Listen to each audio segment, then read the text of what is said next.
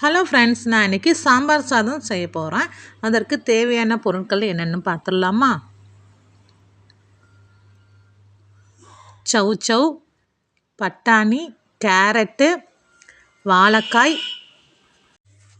சின்ன வெங்காயம், மொச்சக்காய், வெங்காயத்தாள், உருளைக்கிழங்கு, தக்காளி, கத்திரிக்காய், பூசணிக்காய், காலிஃப்ளவர், பீன்ஸு, அவரைக்காய், பட்டை ஒரு வாணலில் எண்ணெய் ஊற்றிட்டு வெங்காயம் நல்லா வதக்கிட்டு அடுத்து கட் பண்ணி வச்ச காய்கறி எல்லாமே நல்லா வதக்கிக்கணும். பச்சரிசி 1 கப்பு, தண்ணி 3.25 கப்பு தண்ணி ஊற்றிக்கணும். அடுத்து பருப்பு 1 கப்பு எல்லாம் தண்ணி ஊற்றி குக்கரில் வச்சு வேக வச்சுக்கணும். அடுத்து ஒரு வாணலியில் உளுந்தம்பருப்பு, கடலைப்பருப்பு,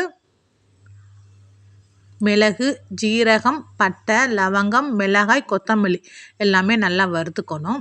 வறுத்ததுக்கப்புறம் தேங்காயும் போட்டு வறுத்துக்கணும். சூடானதுக்கப்புறம் பொடியாக செஞ்சு வச்சுக்கணும்.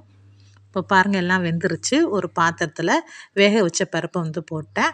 அடுத்து வேக வைத்த காய்கறிகள் எல்லாமே போட்டு நல்லா கலந்து விடணும். அடுத்து தேவையான அளவு உப்பு போட்டு நல்லா கலந்து விடணும். நல்லா கலந்து விட்டதுக்கப்புறம் இப்போ கொதிச்சிக்கிட்டு இருக்குது. புளி தண்ணியை ஊற்றிக்கலாம். ஊற்றி நல்லா கலந்து விட்டுக்கலாம். அடுத்து பொடி செய்த அந்த பொடியை போட்டு நல்லா கலந்து விட்டுறணும். அடுத்து வேக வைத்த சாதம் அதையும் போட்டு நல்லா கலந்து விடணும். இப்போ பாருங்கள், நான் நல்லா கலந்து விட்டுட்டேன். அடுத்து மஞ்சத்தூள் சிறிது அதையும் போட்டு நல்லா கலந்து விடணும். அடுத்து ஒரு வாணலியில் 2 ஸ்பூன் நெய் ஊற்றிட்டு கடுகு, முந்திரி, கருவேப்பிலை எல்லாம் தாளித்து போட்டு அடுத்து கொத்தமல்லியை கட் பண்ணி போடணும்.